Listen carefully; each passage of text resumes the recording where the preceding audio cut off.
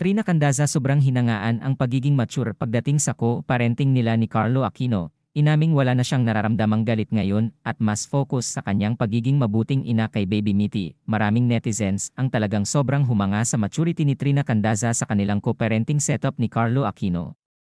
Sa kabila ng kanilang paghihiwalay noong Disyembre taong 2022, nanatili silang magkaibigan at nagtutulungan para sa kapakanan ng kanilang anak na si Enola Mitty.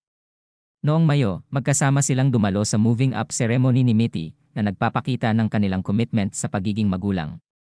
Sa isang panayam kay Trina, nilinaw niyang hindi niya pinipigilan si Carlo na makita ang kanilang anak. Ayon sa kanya, hindi ko siya pinipigilan. Malaya siyang hiramin ang anak namin at wala akong itinatanim na sama ng loob pagdating sa kanyang ama dahil mas gusto kong lumaking mabuting tao ang anak ko at walang mabubuong galit sa kanya.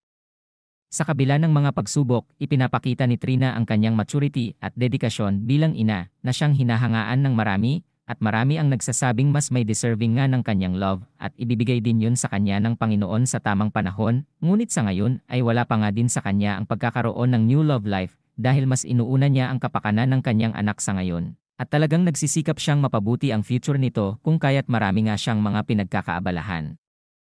Ngayon para lamang kumita at masuportaan ang kanyang anak, kamakailan naman ay nakita si Carlo Aquino at Charlie Dizon na magkasama kasama ang anak ni Carlo at Trina na si Enola Mitty. Ayon sa mga ulat, ipinapakita nila ang magandang samahan at co-parenting setup para sa kapakanan ng bata at mas maganda ang kanilang setup ngayon at talagang makikita din na sobrang close ni Baby Mitty kay Charlie Dizon kung kaya talagang mas hinangaan sila ngayon ng mga tao.